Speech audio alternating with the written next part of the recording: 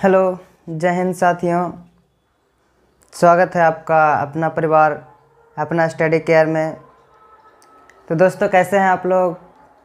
तो बहुत अच्छे हैं। तो चलिए, आज आपका ये पहला क्लास 10th जो आपके लिए गिफ्ट था वो आज आपके सामने आ गए हैं और आज से आपका जो क्लास शुरू होने जा रहा है। तो दोस्तों, आज पहला क्लास है जिसमें आपका यहाँ पर चलेगा वास्तविक संख्या से आज स्टार्ट हो रहा है और 60 दिन में आपका पूरा मैथ जो 10th का होगा वो ख़त्म हो जाएगा। तो चलिए हम क्लास शुरू करते हैं आज का, और वो है क्या? वास्तविक संख्या। तो दोस्तों, वास्तविक संख्या सबसे पहले समझेंगे। सबसे पहले देखिए यहाँ पर क्या होगा आपका, मतलब किस प्रकार से आपको पढ़ाया जाएगा। सबसे पहले उसका कॉन्सेप्ट, उसके बाद उसका जो क्वेश्चन सोल्यूशन होगा वो आपको दिया जाएगा और पूरा का पूरा हमने पहले ही बताया है वीडियो में कि पूरा का पूरा होगा एनसीईआरटी से, क्योंकि एग्जाम में जो क्वेश्चन आता है एनसीईआरटी से आता है। लोग भारती भवन पढ़ते हैं, भारती भवन एक आपको एक्सपीरियंस बनाता है और उससे एक्सपीरियंस बनता है आपको। तो भारती भवन ऐसा नहीं है भारती भवन को छोड़ दे, भारती भवन को पढ़िए आप अच्छे ढंग से। और बहुत लोग पढ़ लिए, आधा सिलेबस भी ख़त्म हो गया होगा उनका। तो बस उसी के अथी में आज हम यहाँ पर मतलब स्टार्ट करने जा रहे हैं, जिसमें कि आपको पूर्ण रूप से वो मैथ जो हो रिवीजन हो जाए और जब एग्ज़ाम में आवे तो आप अच्छे ढंग से उसको बना पाएँ। तो चलिए हम आज का क्लास स्टार्ट करते हैं। तो वास्तविक संख्या में सबसे पहले हम पढ़ते हैं क्या, सबसे पहले हम यहाँ पर बताते हैं आपको संख्या कि संख्याएँ देखिए क्या होता है। संख्याएँ कितने प्रकार के होते हैं यहाँ पर समझिएगा सही ढंग से। संख्याएँ आपको दो प्रकार का होता है। पहला होता है क्या? तो पहला होता है वास्तविक संख्या और यहाँ पर हमारा हो जाता है दूसरा क्या? तो काल्पनिक संख्या। ठीक है, यही ना होता है वास्तविक संख्या, काल्पनिक संख्या। संख्या हमको दो ही प्रकार के पढ़ना है। पूरा मैथ जो भी जहाँ तक मैथ हो, मतलब 0 से लेके हीरो तक। आपको मैंने पहले ही बताया कि क्लास ही है 0 से लेके हीरो तक। तो जहाँ तक भी पढ़ना हो, 12th 11th 10th सब में यही दो संख्या होती है, वास्तविक और एक होता है काल्पनिक। जिसको में हमको जो पढ़ना है वो हमको सिर्फ वास्तविक संख्या पढ़ना है, काल्पनिक संख्या को हमको पढ़ना नहीं है। तो इसको इग्नोर कर दें तो भी हमें चलेगा कि इसको इग्नोर कर देते हैं। तो इसको इग्नोर करते हैं, लेकिन हम बताते हैं आखिर काल्पनिक संख्या होता क्या है, इसको हम छोड़ कह रहे हैं क्योंकि ये पढ़ना 12th में है। तो देखिए यहाँ पर कि काल्पनिक संख्या किसको कहते हैं। जैसे मैं कोई एक समीकरण दे दिया कि x² + 2 = 0, ये हमारा समीकरण है। तो इसको निकालेंगे तो क्या होगा? x² बराबर -2, प्लस में आधा माइनस जाएगा तो x बराबर कितना हो जाएगा हमको? प्लस माइनस √-2 हो जाएगा हमको। अब देखिए काल्पनिक किसको कहते हैं? जब रूट के अंदर माइनस आ जाए तो उसी को कहते हैं हम काल्पनिक संख्या, और रूट के अंदर माइनस आ जाए उसी को कहते हैं काल्पनिक संख्या। तो ये हमको यहाँ पढ़ना नहीं है, बस जितना पढ़ना है उतना ही हम आपको बताते हैं और ज़्यादा डीपली ये पढ़ाई नहीं हो, क्योंकि ये क्रैश कोर्स के रूप में है। क्योंकि 60 दिन में मैथ ख़त्म करना कोई हल्का बात नहीं है, लेकिन ख़त्म कर देंगे, पूरा मैथ ख़त्म कर देंगे, ये हमारा वादा है। तो दोस्तों, यही होता है हमारा काल्पनिक संख्या। अब काल्पनिक संख्या को इसको हमको पढ़ना नहीं है तो हम इसको छोड़ देते हैं। इसको जब पढ़ना ही नहीं है तो फिर इसको लेकर चलने में कोई फ़ायदा है नहीं। तो देखिए यहाँ पर इसको मिटा देते हैं। अब पढ़ना हमको है क्या? तो वास्तविक संख्या। तो वास्तविक संख्या देखिए होता क्या है, इसको हटा देते हैं। अब वास्तविक संख्या किसको कहते हैं ये समझिए कि वास्तविक संख्या जो भी एक नंबर लाइन है, ये समझिए कि यहाँ पर 0 है, यहाँ पर नंबर लाइन पे जितने भी संख्या, जो संख्या को हो, 0 हो, पॉइंट में हो, माइनस में हो, जो में हो, अगर हम इस संख्या को नंबर लाइन पर व्यवस्थित करते हैं, यानी इसको पर सजाते हैं, वो सारा संख्या हमारा वास्तविक संख्या है। और एक और रूप में हम कहते हैं कि वास्तविक संख्या कहते किसको हैं? तो वास्तविक संख्या उसको कहते हैं, मतलब जो काल्पनिक संख्या को छोड़ाकर जितने भी संख्या है सभी संख्या वास्तविक संख्या होगा। यहाँ से आप क्लियर हो जाइए कि वास्तविक संख्या किसको कहते हैं? काल्पनिक संख्या को छोड़कर और जितने भी संख्या आ जाए सारे संख्या को हम वास्तविक संख्या कहेंगे। तो आप लोग को क्लियर हो गया होगा यहाँ तक। अब चलिए देखिए, वास्तविक संख्या हो गया। अब वास्तविक संख्या में कौन कौन संख्या आते हैं? तो सारा संख्या हमें वास्तविक संख्या में ही पढ़ना है। तो कौन कौन है देखिए यहाँ पर बताते हैं। तो देखिए सबसे पहले क्या क्या पढ़ना है, तो वास्तविक संख्या में हमें पढ़ना है पूरा जितना प्रकार की संख्या, जैसे बोल देते हैं उतना लिखने में ज़्यादा टाइम वेस्ट होगा।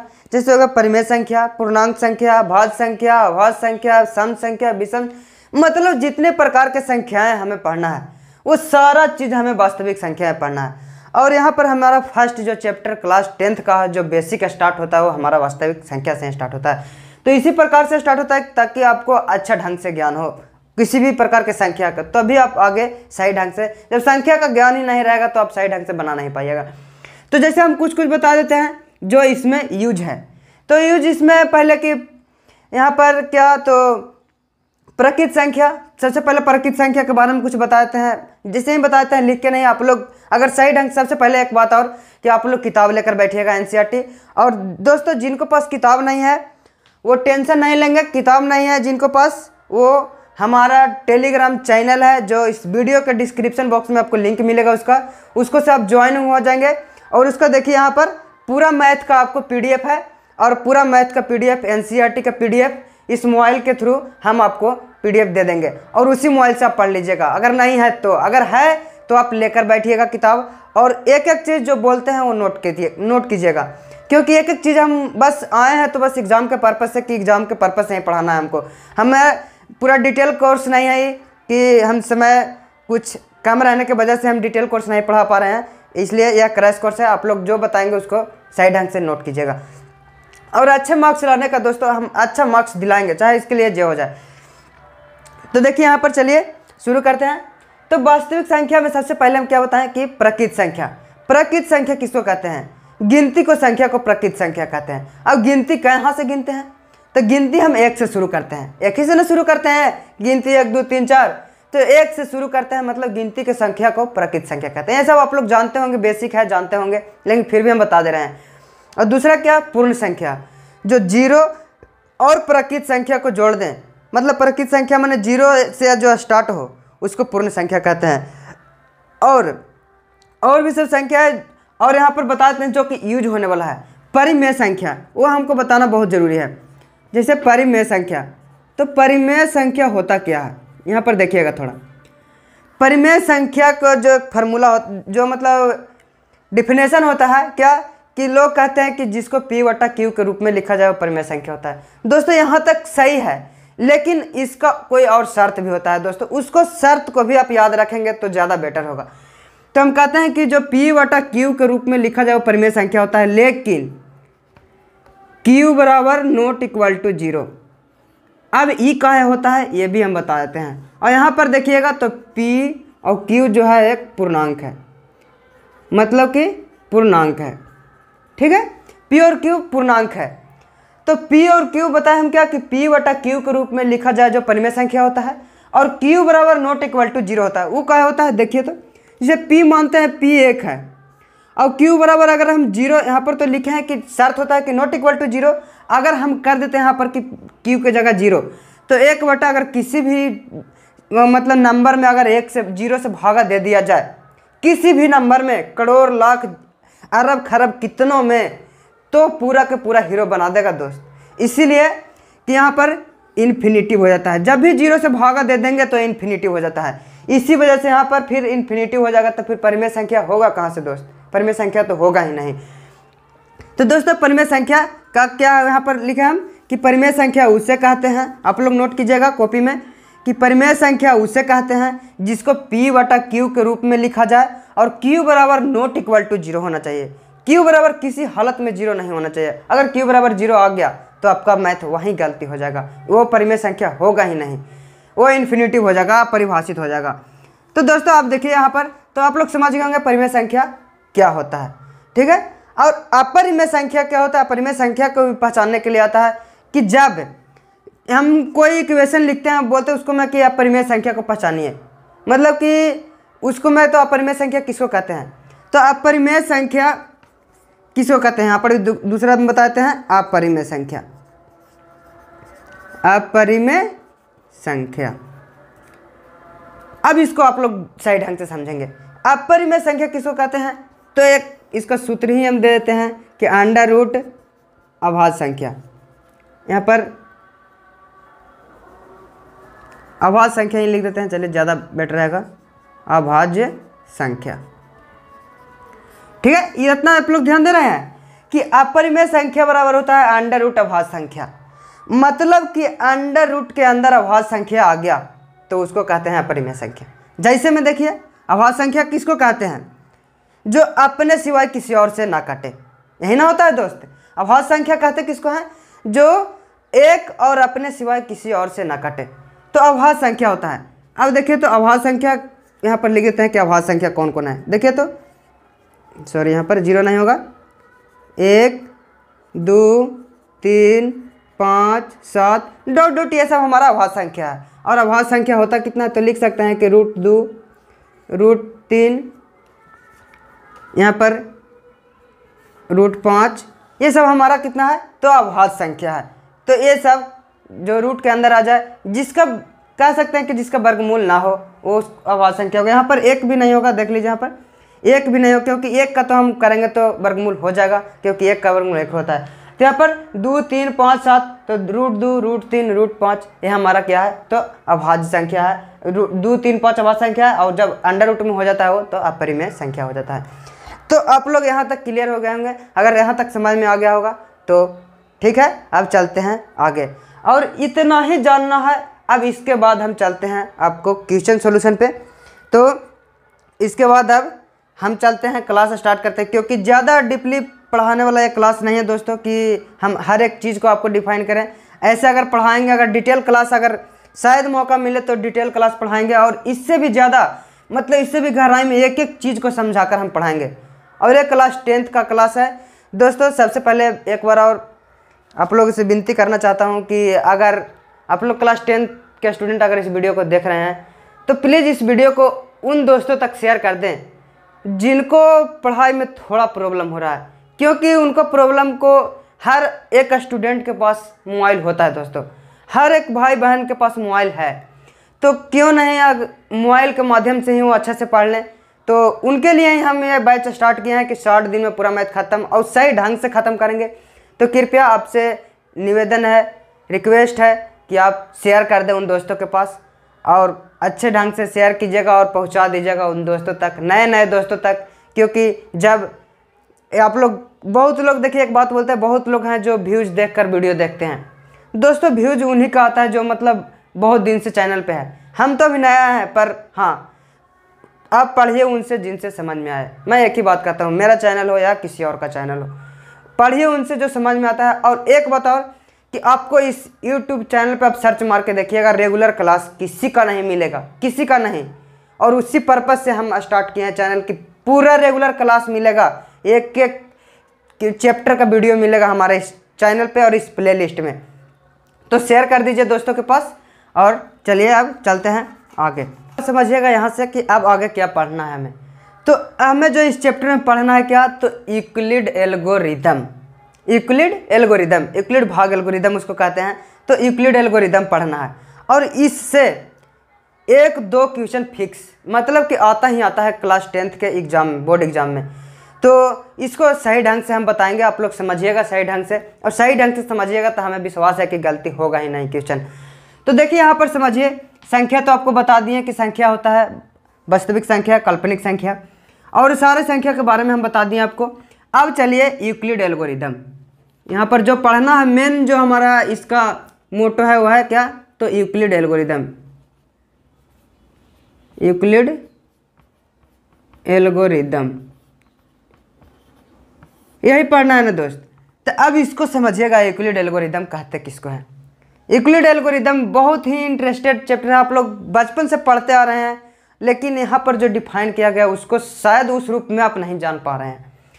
तो यूक्लिड एल्गोरिदम होता क्या है, A बराबर BQ प्लस R, यहाँ पर छोटा से लिख देते हैं, A बराबर BQ प्लस R, यही होता है। और अब बताते हैं आपको कि क्या आप लोग पढ़े हैं बचपन में। A बराबर BQ प्लस R मतलब यही पढ़े हैं आप लोग कि भाज्य बराबर भाजक गुने भागफल जोड़ शेष। देखिए यहाँ पर इसको कहते हैं भाज्य, और इसको कहते हैं भाजक, इसको कहते हैं भागफल, और इसको कहते हैं शेष। देखिए तो हो गया ना, भाज्य बराबर भाजक गुने भागफल जोड़ शेष, हो गया। तो यही पढ़े हैं, लेकिन थोड़ा कन्फ्यूजन में थे कि क्या पढ़े हैं क्या नहीं पढ़े हैं, तो आज क्लियर हो गया होगा। और ऐसे भी आप इतना दिन से 10th में हैं तो आपको पढ़ाया गया होगा, यह हमें विश्वास है। लेकिन जो हमारा कॉन्सेप्ट है, जिस लेवल से हम पढ़ा रहे हैं, शायद उससे और आपको अच्छे ढंग से क्लियर हो जाए। तो भाज्य बराबर भाजक गुने भागफल प्लस शेष, ये हो गया आपका ए बराबर बी क्यू प्लस आर। और इसमें भी आप शर्त देखिए क्या होता है कि जो भाज्य होगा, मतलब ए होगा हमेशा बड़ा होगा किससे, बी से। ए होगा जो हमेशा बड़ा होगा बी से, ये ध्यान दीजिएगा। ए जो है भाज्य बराबर होगा, भाज्य बड़ा होगा भाजक से, हमेशा हमेशा कहीं पर भी आ जाए तो बड़ा होगा। तो देखिए हो गया, यहाँ पर समझ गए। अब एक और शर्त इसमें है कि अब जो बी होगा वो वहाँ पर होगा क्या, तो हमेशा बड़ा होगा किससे, तो आर से। बी हमेशा बड़ा होगा आर से, और आर हमेशा बड़ा होगा 0 से, क्योंकि अगर 0 हो जाएगा तब हमारा सारा खेल वहीं पर ख़त्म हो जाएगा। ठीक है, बड़ा होगा और बराबर होगा उसका। तो देखिए 0 से बड़ा होगा आर, और आर से बड़ा होगा बी, और 0 के बराबर भी हो सकता है आर, और 0 आ जाएगा तो वहीं पर हमारा खेल खत्म, एल्गोरिदम वहीं पे हमको सोल्व हो जाएगा। तो बस वही समझना है आपको कि ए बराबर बी क्यू प्लस आर। ये मतलब कि ये भाज्य होता है जो बड़ा होता है बी से, मतलब भाजक से, और जो होता है भाजक बड़ा होता है शेषफल से, और वो हमेशा के लिए होता है, हर जगह लागू होगा वो। तो दोस्तों इतना तक आपको समझ में आ गया होगा। तो अब इसको क्वेश्चन बताएंगे तो सही ढंग से समझ में आ जाएगा।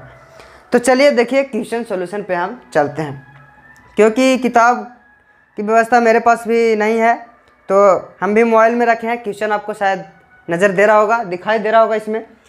तो देखिए यहाँ पर क्वेश्चन क्या है, क्वेश्चन बताते हैं तो क्वेश्चन से आपको ज़्यादा समझ में आएगा।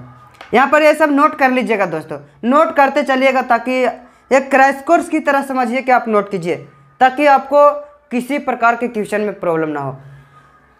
मेरा मोटो यही है कि आप लोग सही ढंग से पढ़ें, सही ढंग से रिवीजन करें, ताकि कोई आपको दिक्कत ना हो आगे चल के। और जब विश्वास हम पे अगर विश्वास किए हैं तो खरे उतरना हमारा काम है, और आपको मेहनत करना है दोस्त। मेहनत नहीं कीजिएगा तब नहीं होगा। और शेयर करते रहिए, शेयर जितना कीजिएगा दोस्तों, शेयर में जब हमारे पास जितने स्टूडेंट्स जुड़ेंगे हमारा हौसला बढ़ेगा, और हौसला बढ़ेगा तो और शायद अच्छे करने की कोशिश करूँगा। कि आज यहाँ आप लोग को देखिए, यहाँ पर क्वेश्चन यहाँ पर दिया रहेगा, क्वेश्चन आप लोग को ऊपर मिलेगा, क्वेश्चन में यहाँ पर रहेगा क्वेश्चन, आप लोग उस क्वेश्चन को देखकर नोट कर लेंगे और यहाँ पर सॉल्यूशन देखेंगे। क्योंकि यहाँ पर डिजिटल बोर्ड की व्यवस्था नहीं है, बोर्ड की व्यवस्था, और शायद कुछ दिन में अच्छे बोर्ड भी आ जाए आप लोग के लिए। मैं कोशिश कर रहा हूँ कि अच्छा बोर्ड भी लाऊँ। तो दोस्तों आपको कॉन्सेप्ट से मतलब है, आपको क्वेश्चन सॉल्यूशन से मतलब है कि आना चाहिए, सीखना चाहिए आपको। आप सीख लेंगे बस हमारा सारा चीज़ सोल्व, कोई इससे और कोई हमारा फ़ायदा नहीं है, बस आप सीख लीजिएगा, हमारा उतना ही कर्तव्य है। तो सिखा देंगे, चाहे जैसे सिखा दें, सिखा तो देंगे, लेकिन आप लोग थोड़ा मेहनत कीजिएगा तब। तो चलिए यहाँ पर से देखिए आप चलते हैं, ए बराबर B Q plus R. Question देखिए हमारा क्या करा था। पहला क्वेश्चन है कि निम्नलिखित संख्याओं का HCF ज्ञात कीजिए। मासा तो आप लोग तीसरे चौथा से सीख लिए होंगे, HCF मतलब होता है मासा, तो मासा तीसरे चौथा में सीख लिए होंगे। लेकिन यहाँ पर क्या कह रहा है कि और शर्त दिया हुआ है क्या, कि ज्ञात करने के लिए यूक्लिड विभाजन एल्गोरिदम का प्रयोग करें। जो यही दिया हुआ है यूक्लिड विभाजन एल्गोरिदम हमारा दिया हुआ है, तो इसी से हमको ज्ञात करना है। तो देखिए क्वेश्चन दिया हुआ है क्या, पहला यहाँ पर दिया हुआ है 135 और 225 का हमारा क्या निकालना है, तो मासा निकालना है। अब कैसे निकालना है, तो यूक्लिड एल्गोरिदम मतलब यूक्लिड विभाजन एल्गोरिदम के मदद से निकालना है। तो देखिए हम क्या बताएं कि a बराबर बी क्यू प्लस आर। हम तो सबसे पहले बताएं कि हमेशा a कौची होता है, तो a बड़ा होता है b से। तो इसको में बड़ा है कौन, क्योंकि बड़े ना लेंगे a, जब भी लेंगे तो a हम बड़ा लेंगे, क्योंकि b छोटा है तो b छोटा थोड़ी लेंगे हम। तो a की जगह कौन लेंगे, तो बड़ा है क्या, तो 225 हमारा बड़ा है। अब b की जगह कितना लेंगे, 135। अब देखिए यहाँ पर आप लोग के ऐसे निकालने के लिए बताया गया होगा कि 135 से निकालना है 225 के, ऐसे मासा करके निकालते थे। तो उस तरह भी आप निकाल के देखेंगे तो उतना ही आंसर आएगा, और इस तरह भी निकाल के देखेंगे तो उतना ही आंसर आएगा। तो चलिए देखिए इसको बताते हैं। तो सूत्र कुछ होता है, हमारा ए दे दिया यहाँ पर और बी दे दिया यहाँ पर। अब हमको क्यू और आर के रूप में इसको बैठाना है। मतलब कि अब समझिएगा, यहाँ से 135 को हम कितना बार गुना करें कि हमेशा इससे कम आना चाहिए, क्योंकि इससे ज़्यादा आ जाएगा तो फिर तो दिक्कत हो जाएगा दोस्त, क्योंकि फिर शेषफल ही नहीं बचेगा, गुणनखंड ही नहीं होगा, शेषफल ही नहीं बचेगा। तो 135 में देखिए तो हम 2 से गुना करके देखते हैं तो कितना आ जाएगा, 135 दूनी 270 है, कितना यहाँ पर 225, तो मामला गड़बड़ा जाएगा। इसलिए यहाँ पर हम 2 से गुना नहीं करेंगे, 135 गुने 1 करेंगे। अब यहाँ पर भाज्य हो गया, भाज्य बराबर भाजक गुने भागफल। अब जोड़ हमारा शेष, अब शेष कितना बच जाएगा, तो 135 में 1 से गुना करेंगे तो 135। अब 225 में से 135 जाएगा तो कितना बचेगा, तो यहाँ पर देखिए घटा देते हैं, 135 घटाएंगे तो 5 में से कितना जाएगा, 5 में से 5 जाएगा 0, 12 में से 3 गया था 9, यानी कि खत्म हो गया। एक मरतबा इधर भी बनाते चलते हैं, आप लोग को ज़्यादा अच्छा रहेगा। तो 90 बच गया, यहाँ पर लिख देते हैं 90। यहाँ तक आपको समझ में आ रहा है सही ढंग से। क्या हम कहे हैं कि सबसे बड़ा होता है क्या, तो ए, तो ए के रूप में हम 225 को मान लिए। उसके बाद होता है क्या, तो बी के मान लिए हम 135, और यहाँ पर लिख देते हैं कि इसको से छोटा होता है कोची, और इसको छोटा बराबर होता है हमारा आर। लीजिए एक वो बात ही बन गया कि ए बड़ा होता है बी से, और बी बड़ा और बराबर होता है आर से। यहाँ तक समझ रहे हैं। तो देखिए, तो ए की जगह बड़ा था तब 225, उसको से छोटा कौन था, तब बी, तो बी की जगह 135। अब 135 में हम कितना से गुना कर दें कि हमको आ जाएगा 225 या 225 से कम। तो 225 से कम एक मरतबा गुना कर देंगे तो हमको आ जाएगा 225 से कम, यानी 135 आ जाएगा। अब 225 में से 135 घटाएंगे तो आ गया हमारा 90। अब देखिए क्या करना है, अब यहाँ भी इसका खत्म हो गया, खेला खत्म हो गया इसका। अब चलना है इसको में से, तो इसको में अब ए मानना है, तो एक किसको इसको में मानेंगे, बड़का के, सबसे बड़का है कौन, तो 135, तो 135 आ जाएगा यहाँ। अब छोटका उसके छोटका कौन है, तो 90 आ जाएगा यहाँ। अब गुने 90 में कितना से गुना करेंगे कि काम और इसके बराबर आवे, मतलब काम या बराबर आवे या इससे ज़्यादा नहीं आना चाहिए। तो 90 में फिर 1 से गुना करेंगे तो आ जाएगा हमको कितना, तो 90, और 90 में 135 में से 90 घटाएंगे तो कितना आ जाएगा, तो हमारा आ जाएगा 45। यही ना होगा।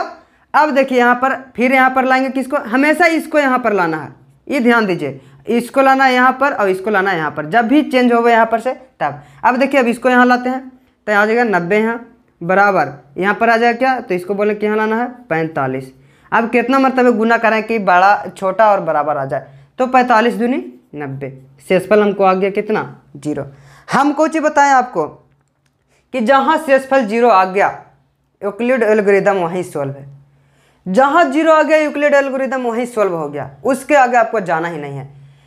तो जब हमको यूक्लिड एल्गोरिदम आ गया 0 यहाँ पर शेषफल, तो हमारा जो HCF हो जाएगा, HCF किसका HCF निकालना है, 135 और 225 के, इसका हमारा हो गया HCF कितना होगा। तो हमारा जब भी HCF होगा तो ये वाला देख लीजिए, घेर रहे हैं इसको, हमेशा ये वाला होगा जिसका शेषफल 0 हो जाए। मतलब कि इसके मतलब एक और रूप से देखिए, जहाँ पर शेषफल 0 आ जाए उसको ऊपरे वाला आंसर होता है। एक नियम और, जितना नियम होगा उतना नियम हम आपको बताएंगे कि एक नियम से कन्फ्यूजन हुई है, दूसरा नियम में क्लियर। यहाँ पर वाला होता है क्या, तो HCF आंसर होता है, मतलब 45 आंसर होता है। लेकिन एक और नियम हो गया कि जहाँ पर शेषफल 0 आया जस्ट उसके ऊपरे वाला जो होता है शेषफल वही आंसर होता है। तो समझ में आपको अच्छे ढंग से आ गया होगा। अब इसके में 2 और क्वेश्चन दिया हुआ है आपको, यहाँ पर एक क्वेश्चन है, दूसरा क्वेश्चन और तीसरा क्वेश्चन है, उसको आप सोल्व करेंगे, सोल्व करके देखेंगे आंसर आता है तो ठीक है, नहीं आता है तो आप कमेंट बॉक्स में, अगर दिक्कत होता है दोस्तों एक बात और, अगर जो भी क्वेश्चन में आपको दिक्कत हो उस क्वेश्चन का चैप्टर नंबर और क्वेश्चन नंबर, चैप्टर नंबर और क्वेश्चन नंबर लिख के आप कमेंट कर दीजिएगा, हम कमेंट पढ़ेंगे, ज़्यादा दिक्कत होगा उसका भी आपको सोल्यूशन दिया जाएगा। क्योंकि हर कोई क्वेश्चन में कन्फ्यूजन नहीं होना चाहिए दोस्तों, कन्फ्यूजन हो गया तो फिर पढ़ाने का मतलब ही क्या रह गया, पढ़ाने का मतलब फिर कुछ, पढ़ाने का मतलब ही खत्म हो जाएगा। इसलिए क्वेश्चन में कन्फ्यूजन आपको होना नहीं चाहिए। तो क्वेश्चन में कन्फ्यूजन नहीं होगा तो जहाँ क्वेश्चन मिलेगा धर के दंदना दीजिएगा और दंदना दीजिएगा, अच्छा नंबर आएगा। तो अब यहाँ तक आप लोग समझ गए होंगे। ये आपको समझ, अगर नहीं समझ में आया तो दोबारा वीडियो को थोड़ा सा पीछे करके प्लीज़ रिक्वेस्ट है कि देख लेंगे तो समझ में आ जाएगा। तो चलिए अब फिर चलते हैं अगला क्वेश्चन पर। अगला क्वेश्चन पे चलते हैं और सारा खेल इसी का है, A = BQ + R, क्योंकि हम पढ़ ही रहे हैं एल्गोरिदम। अब देखिए दूसरा क्वेश्चन क्या यहाँ पर दिया हुआ है, बहुत ही इंटरेस्टिंग क्वेश्चन है दूसरा। कि देखिए यहाँ पर दिया होगा क्वेश्चन कि दर्शाइए कि कोई भी धनात्मक विषम पूर्णांक 6q + 1, 6q + 3 और 6q + 5 के रूप में होता है। सबसे पहले जो पकड़ना है इसका जाड़ वो क्या यहाँ पर कह दिया है कि विषम पूर्णांक। विषम पूर्णांक, अब विषम संख्या होता क्या है, विषम पूर्णांक होता क्या है, तो यहाँ पर जो निकालना है वहाँ से देख लेंगे 1, 3, 5, 7, ये सब हमारा विषम संख्या होता है। 9, यहाँ पर सब विषम संख्या होता है। तो विषम पूर्णांक हमको निकालना है। तो जो यहाँ पर दिया हुआ है कि कोई भी पूर्णांक, कह रहा है कि कोई भी धनात्मक पूर्णांक, मानते हैं कि धनात्मक पूर्णांक हमको BQ + R है, यही ना धनात्मक पूर्णांक हमको यही ना कहे, क्योंकि ये तो हमारा आंसर हो गया इसका। तो हम कहेंगे कि धनात्मक पूर्णांक हमारा ये है। तो क्या कह रहा है कि BQ + R, और जहाँ पर कह रहा है कि यहाँ पर जो कह रहा है कि यहाँ पर विषम पूर्णांक हमको चाहिए, ठीक है। तो विषम पूर्णांक और यहाँ पर दिया हुआ क्या कि 6q, मतलब 6 हमें मान लेना है कि B = 6, यहाँ पर दिया हुआ है तो मानना है हमको है। कह रहा है कि कोई भी हो सकता है, तो कोई भी का मतलब माना कि 6 है, तो यहाँ पर लिख सकते हैं कि 6q + और विषम पूर्णांक होना चाहिए। तो और विषम पूर्णांक होना चाहिए, तो और की जगह पहले देखिए तो ये समझ लीजिए कि यहाँ पर R लिखा हुआ है, विषम पूर्णांक R है, तो R की जगह 1, 3, 5, 7 हम रख सकते हैं। तो ये कह रहा है कि विषम पूर्णांक क्या इसके रूप में होगा कि 6q + 1, 6q + 3, 6q + 5 के रूप में होगा। तो देखिए तो R की जगह रखेंगे एक बार 1, तो 1 हो गया। अब अगला में 6q है, क्योंकि 6 तो हम मान लिया है कि कोई भी विषम पूर्णांक है। अब कह रहा है अगला देखिए 3, तो 6q + 3 दूसरा हो गया। अब यहाँ पर लिखिए क्या, तो 6q, क्योंकि विषम पूर्णांक कर रहा है तो 6q + 5, यह भी हमारा हो गया। अतः यहाँ पर क्वेश्चन क्या कर रहा था कि दर्शाइए कि कोई भी धनात्मक विषम पूर्णांक, तो विषम पूर्णांक लिख दिए 6q + 1, 6q + 3, 6q + 5 के रूप में होता है। तो देखिए यहाँ पर लिख देते हैं कि अतः यह इस रूप में संभव है। ये हो गया हमारे साथ दर्शा दिए।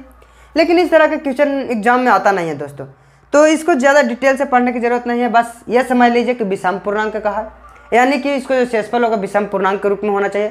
तो BQ + R जो हमारा होता है यही हमारा जो एक पूर्णांक है, और इसी पूर्णांक में हमारा क्या, तो BQ + R, R की जगह एक बार 1 रख दिए, R की जगह एक बार 3 रख दिए, और R की जगह एक बार 5 रख दिए। तो यही कह रहा था कि 6q + 1, 6q + 3, 6q + 5 के रूप में आता है, या इस रूप में हो सकता है, यह संभव है।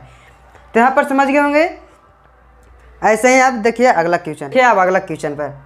अगला क्वेश्चन क्या कह रहा है कि किसी परेड में 616 सदस्यों वाली एक सेना की टुकड़ी को 32 सदस्यों वाले एक आर्मी बैंड के पीछे मार्च करना है। दोनों समूहों में समान संख्या वाले स्तंभों से मार्च करना है। उन स्तंभों की अधिकतम क्या है जिसमें वे मार्च कर सकते हैं। अब यहीं पर एक लॉजिक है, बस उसी को आप समझ गए, क्वेश्चन बन गया। क्वेश्चन आपके सामने है, देखिएगा यहाँ पर लिखा हुआ क्या, तो अधिकतम है ना, यहाँ पर देखेंगे अधिकतम लिखा हुआ है, ठीक है। और यहाँ पर अधिकतम लिखा हुआ, और जब भी क्वेश्चन में भाग एल्गोरिदम के तहत क्वेश्चन में जब भी आ जाए कि अधिकतम, तो यहाँ पर डायरेक्ट निकाल देंगे HCF, और जब भी कह दे न्यूनतम तो निकाल देंगे इसका LCM। बस ये 2 चीज़ नोट कर लीजिए आप लोग, यही है इसका लॉजिक कि जब भी कह दे अधिकतम, यहाँ पर देखिए दिया हुआ कि अधिकतम पूछ रहा है कि अधिकतम, तो यहाँ पर क्या निकाल देंगे हम, अधिकतम संख्या क्या, अधिकतम क्या संख्या क्या है, तो हम इसका निकाल देंगे। अधिकतम पूछ रहा है तो HCF निकाल देंगे। तो चलिए देखिए क्वेश्चन का, बहुत ही क्वेश्चन आसान है, सिर्फ मैंने इसको नोट कर लिया।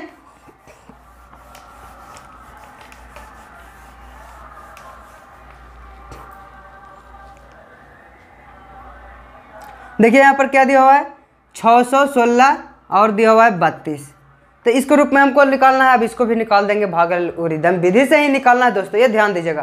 तो भाग एल्गोरिदम से निकालेंगे तो बहुत हल्का है। यहाँ पर देखिए 616 32 कितना मरतबे गुना करेंगे, तो इसको गुना करके देख लेते हैं। 32 में 32 दूनी 64 ज़्यादा हो जाएगा, मैंने 32 में 18 से गुना करके देखते हैं। तो 8×6 में 1 और 8×3 = 24 और 1 25 और 32×2 = 32 6 7 5 576 और कर देंगे अगर 32 हम तो 6×2 = 8 7×3 = 10 0 हाथ में 1 5 1 6 मतलब कि हम 19 मरतबे लगा सकते हैं। तो यहाँ पर देखिए तो 19 प्लस अब अगर 19 मरतबे लगाएंगे तो हमारा कितना आ जाएगा 608 यानी बच जाएगा हमारा शेष 8। अब यहाँ पर है कितना तो 32 यहाँ पर आएगा 8 तो कितना हो जाएगा 8 चौके 32 यानी कि हमारा शेषफल आ गया 0। तो इसलिए हमारा जो HCF हो गया यानी कि जो संख्या हो गया वो हमारा कितना हो गया तो 8 आंसर हो जाएगा। तो कितना आसान सवाल था, आप लोग को सवाल आसान लग रहा होगा भी, क्योंकि इस डिटेल से जब समझिएगा तो समझ में आपको आएगा और हर एक क्वेश्चन आपको बनेगा। तो सभी लोग हम ज़्यादा क्वेश्चन नहीं बताएंगे क्योंकि वीडियो ज़्यादा लंबा हो जाएगा तो आप लोग को भी बोरिंग लगेगा दोस्तों। तो आप लोग बस जो 4 क्वेश्चन नंबर है वो जस्ट 2 की तरह है तो उसको आप सोल्व कर लेंगे और 5 भी है जो 2 की तरह है आप उसको भी सोल्व कर लेंगे। और जो क्वेश्चन नहीं बनता है दोस्तों तो आप लोग वीडियो में ज़रूर कमेंट करें, जो भी दिक्कत हो जहाँ भी दिक्कत हो वो कमेंट आप लोग ज़रूर कीजिएगा दोस्तों, क्योंकि कमेंट नहीं करते हैं इसी वजह से हमें पता चलता है कि आप लोग को सभी लोग को बन जा रहा है अच्छा से, तभी लोग आप लोग कमेंट नहीं कर रहे हैं। इसलिए आप लोग कमेंट करेंगे, वीडियो आपको समझ में अगर आ रहा है तो दोस्तों फिर से एक बार रिक्वेस्ट कि दोस्तों के पास शेयर कर दीजिए ताकि जितने दोस्त जितने व्यूवर्स मतलब जितने दोस्त लोग हमारा परिवार जितना बड़ा होगा हमको पढ़ाने में उतना मज़ा आएगा। तो दोस्तों आप सभी लोग से बस निवेदन, मैं बार बार जोड़कर निवेदन कर रहा हूँ क्योंकि आपके लिए मैं मेहनत कर रहा हूँ, तो आप लोग थोड़ा सा तो हमको हमारे लिए कर सकते हैं कि शेयर कर दीजिए वीडियो को। और अगर थोड़ा सा अगर दया आ रहा होगा हम पे तो हमारे चैनल को सब्सक्राइब कर देंगे, क्योंकि मैं सब्सक्राइब करने के लिए ज़्यादा बोलता नहीं हूँ, क्योंकि अगर वीडियो आप लोग को अच्छा लगेगा अच्छा पसंद आएगा, क्योंकि एक बार नहीं बार बार पढ़ना है, क्योंकि 60 दिन पढ़ना है, तो चैनल को सब्सक्राइब करके रखेंगे। नोटिफिकेशन वीडियो अपलोड होगा नोटिफिकेशन आपको पास आप रुपये चल जाएगा, इसलिए चैनल को सब्सक्राइब कर देंगे, बेल आइकन को ऑल पे प्रेस कर लेंगे और कमेंट जरूर कीजिएगा। बस इतना ही आपसे निवेदन है।